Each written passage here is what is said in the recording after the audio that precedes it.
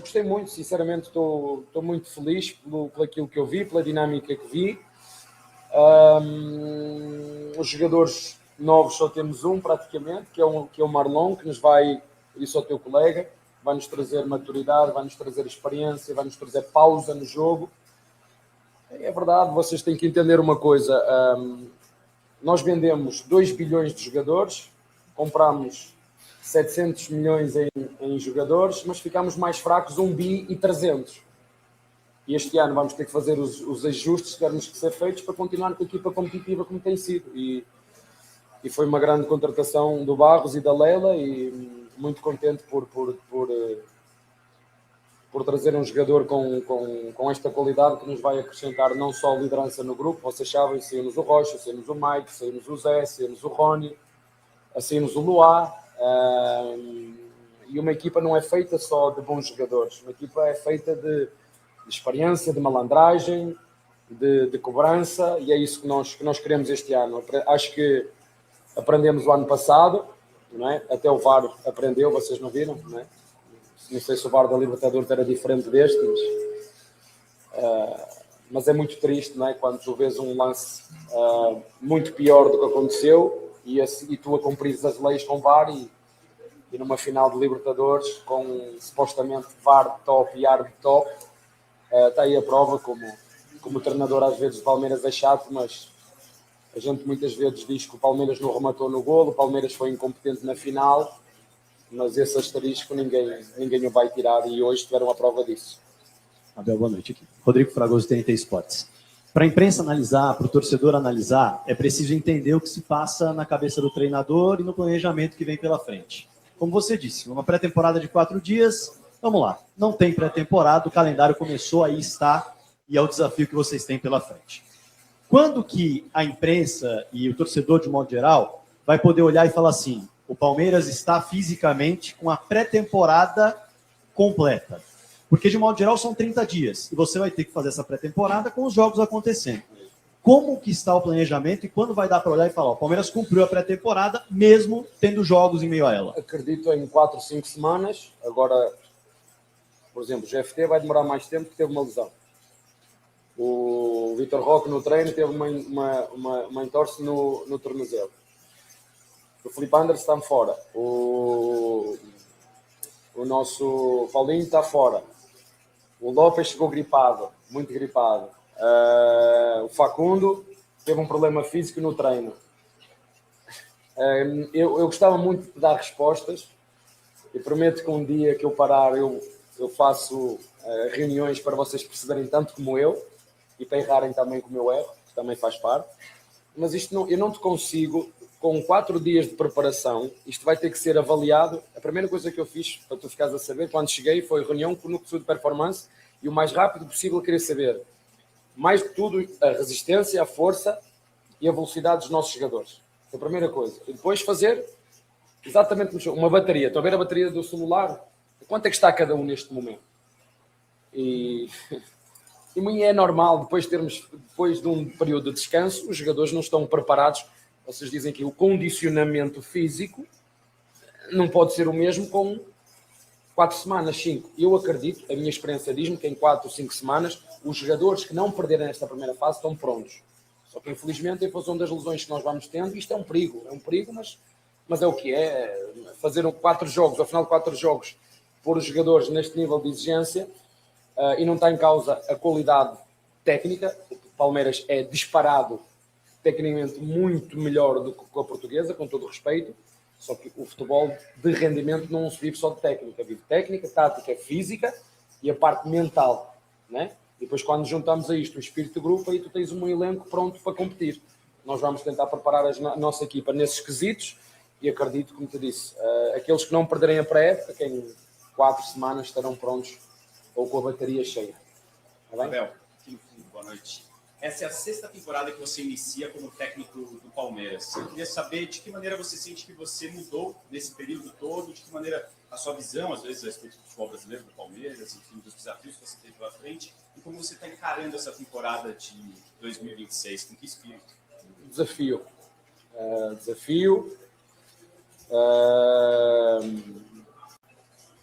Orgulho e orgulho ferido e um bocadinho de raiva também por muitas das coisas que aconteceram o ano passado. Umas foram do meu controle ou do nosso controle, outras não.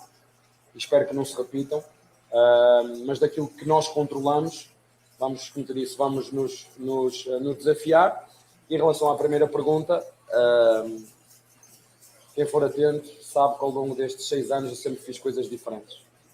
Mas entendo o futebol jogado, o futebol falado, a tática, as dinâmicas, é muito mais difícil de ser entendidas e se calhar dá poucos cliques que as pessoas não têm muito interesse em saber isso.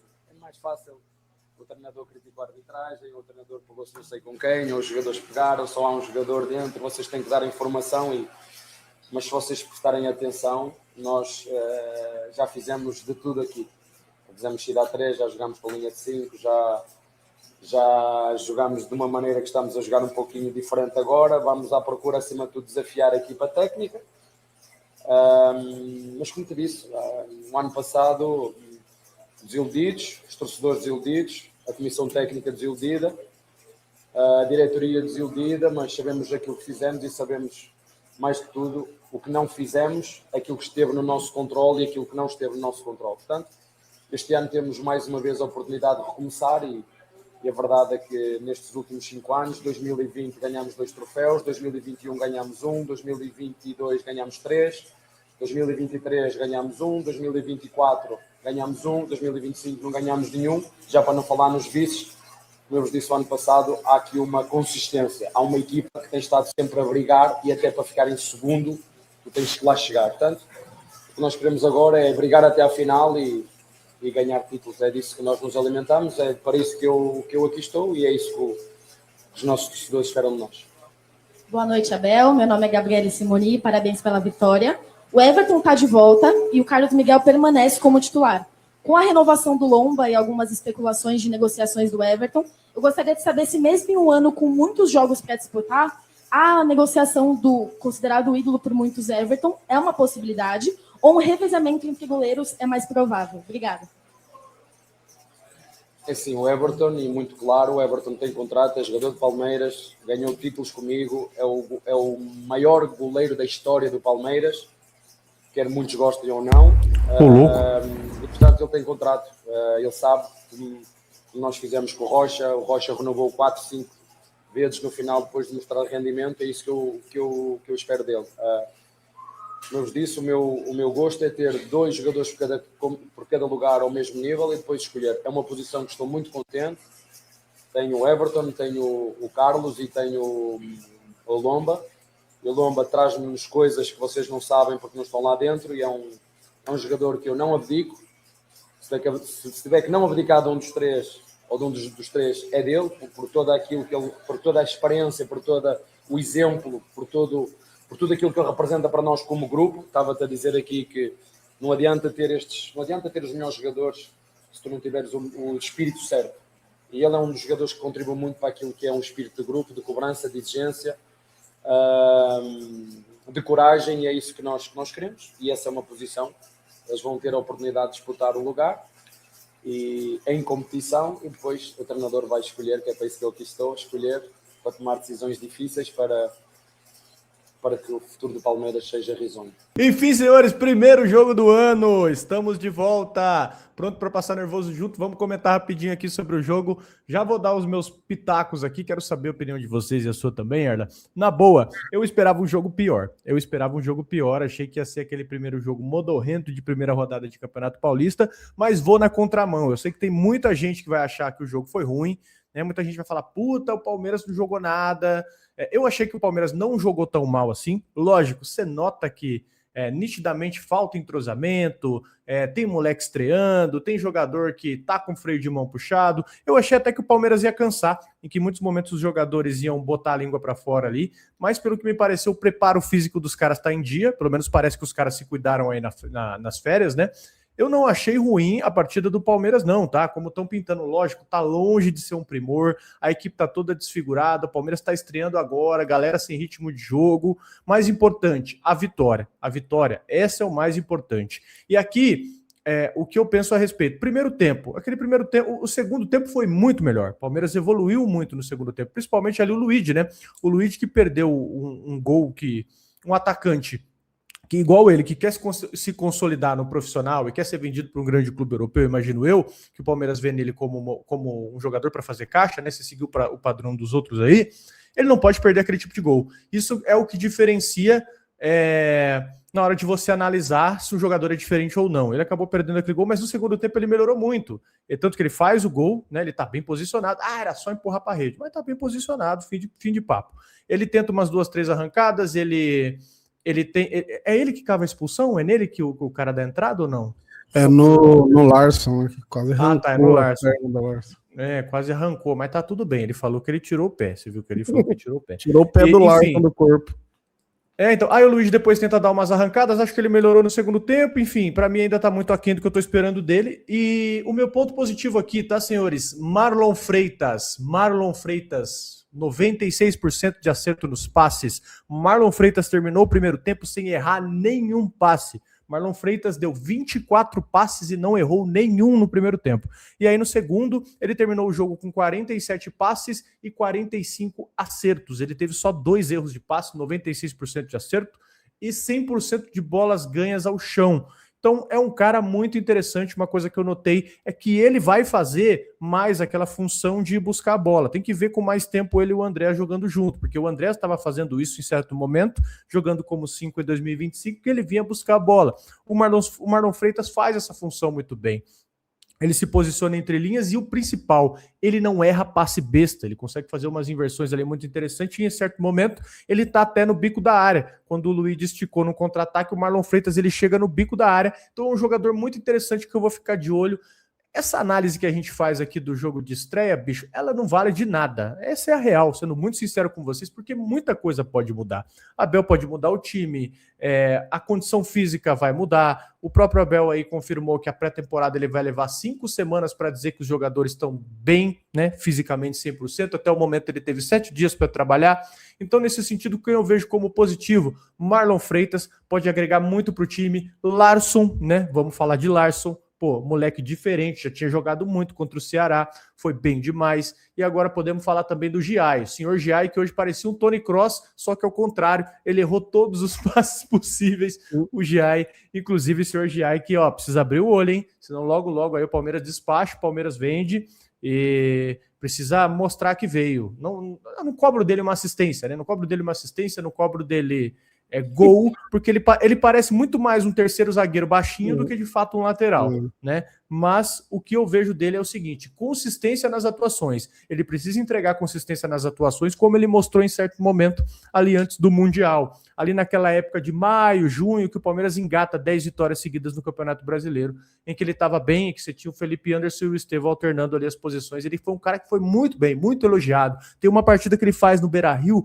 que é um absurdo, que é um recital, em que ele vai de primeiro, o zagueiro, né, como ele vai de bote, e o Gustavo Gomes na sobra. Aquilo ali é um recital como ele jogou no Palmeiras. A melhor partida dele no Palmeiras, creio eu, tenha sido essa contra o Internacional. Foi o ponto negativo para mim. Mas, no geral, bicho, não dá para julgar muita coisa, né? Estreia de Brasileirão é o resumo. Os 3 pontos para tirar a pressão e a gente não ficar falando que todo mundo é bagre porque empatou com a Portuguesa, né?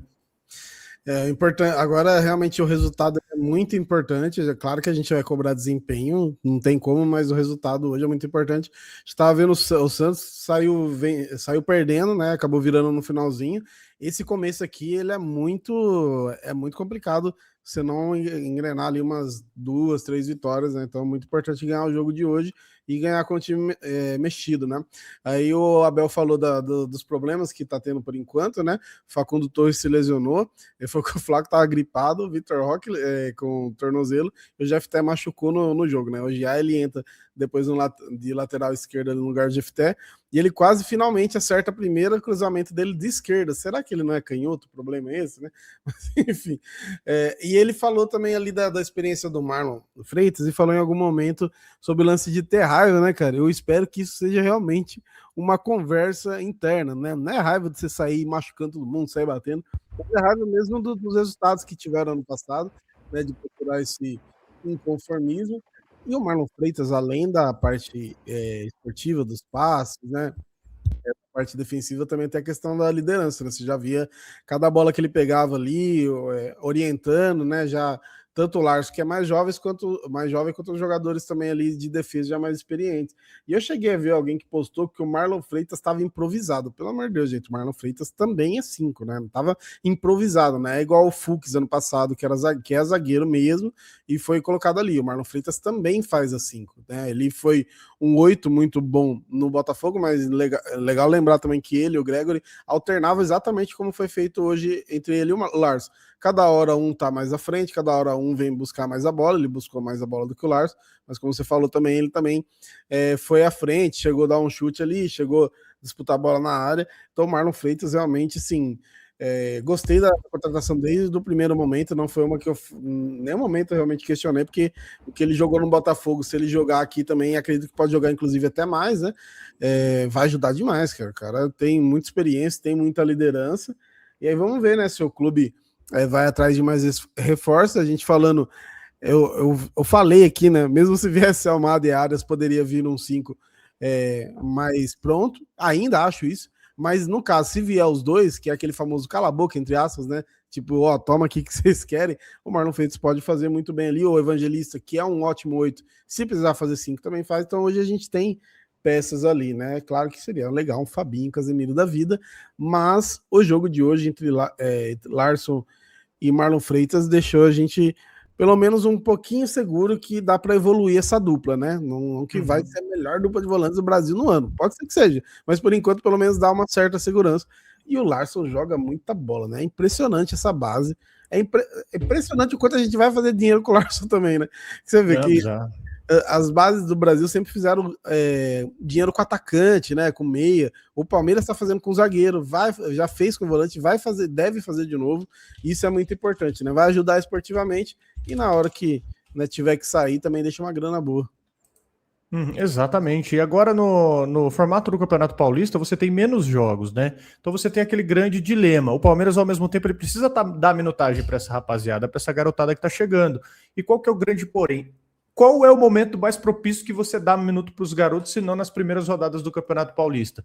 Mas, em contrapartida, você também precisa vencer os jogos. Então, acho que o Abel, pelo menos nesse sentido, ele parece que ele está mais vacinado, né? Porque ele vira o primeiro tempo empatando com a Portuguesa. O que ele faz? O que ele põe no segundo tempo? Ele põe o Andréas, né? Ele põe mais um.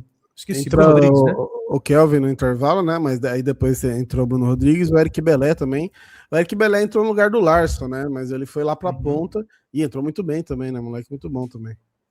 Então, parece que pelo menos ele se ligou nisso da necessidade de você ganhar os primeiros jogos, porque o discurso que você tinha muito dele era o seguinte, né? O Paulista não é uma obrigação, o Paulista ele é um laboratório, era nesse sentido. Só que agora ele trata o Paulista como não é obrigação, né? A necessidade de você vencer esses jogos e ao mesmo tempo dar minutagem para esses garotos, que é essencial para, cara, eles terem visibilidade. Quem sabe a estratégia hoje dele colocar o Bruno Rodrigues, muito provavelmente não foi para, times que querem o Bruno Rodrigues, ele está saudável, ele está correndo, ele está funcionando, ele está disponível, né? Inclusive tem uma fonte de que o Internacional negocia com o Bruno Rodrigues, tá? Isso aqui é informação.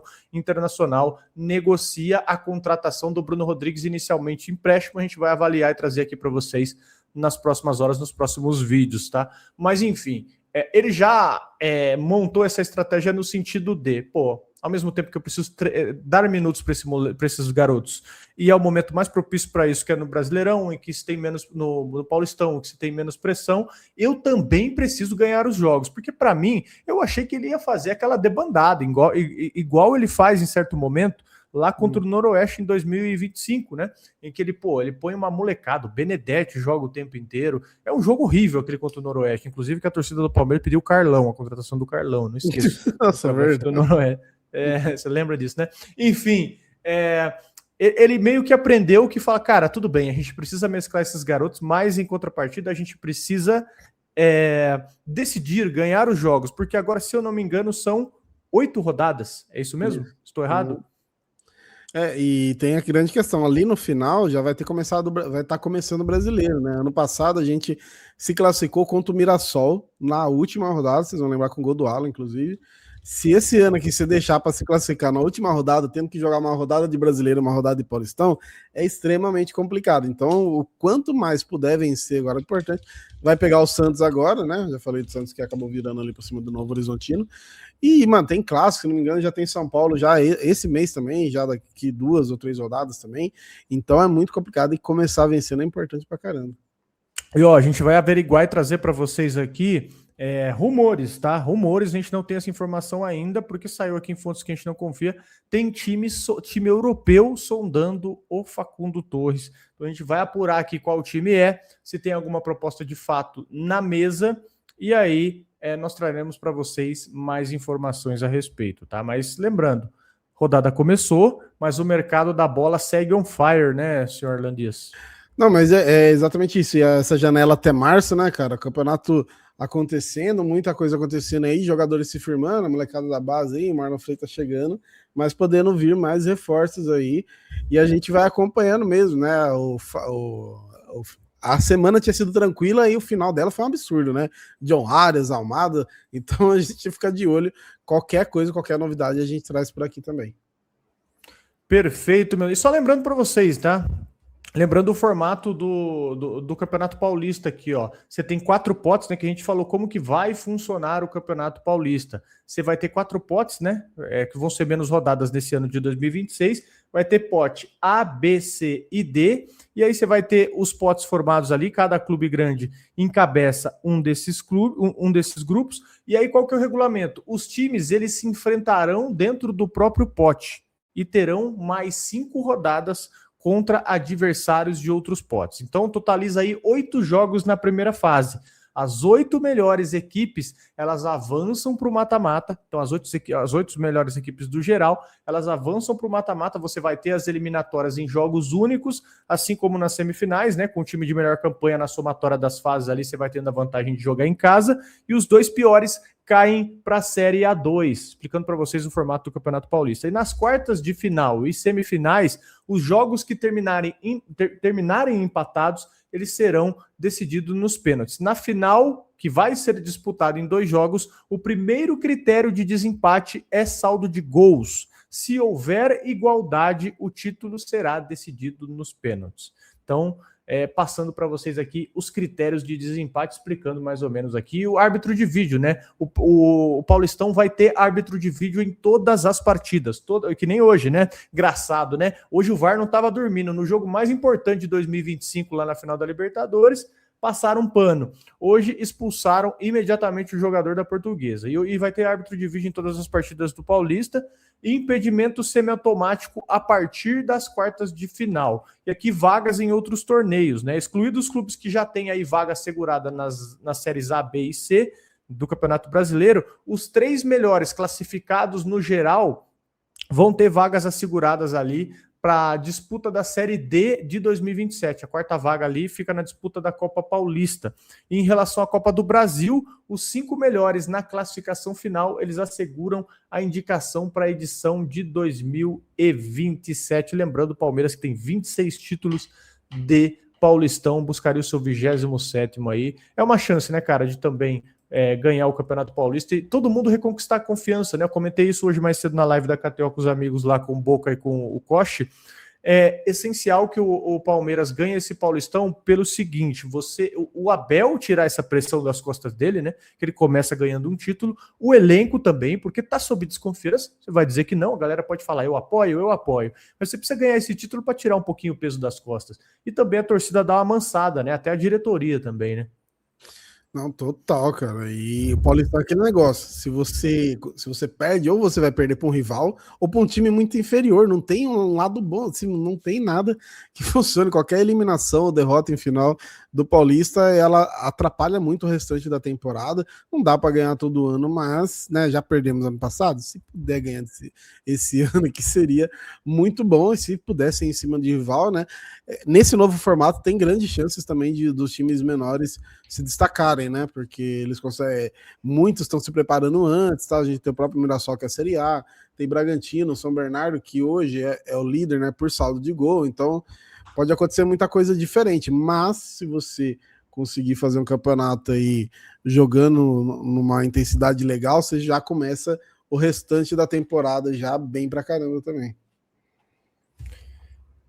Enfim, senhores, o que vocês pensam a respeito aqui? Falamos sobre o jogo de estreia do Palmeiras, né? Comentamos aí a coletiva do Abel. Deixa nos comentários o que você pensa a respeito. É muito importante pra gente dar like no vídeo. Muito importante você dar like no vídeo, tá? É essencial no crescimento do nosso canal e para que você receba os vídeos em primeira mão. Fechado, senhores? Prazer de novo ter vocês aqui com a gente em 2026. Vamos junto que 2026 vai ser diferente. Pelo menos eu acredito que vai ser diferente. Passa por você também acreditar como torcedor do Palmeiras. Valeu, meus amigos. Tamo junto. Um abraço para você e até o próximo vídeo.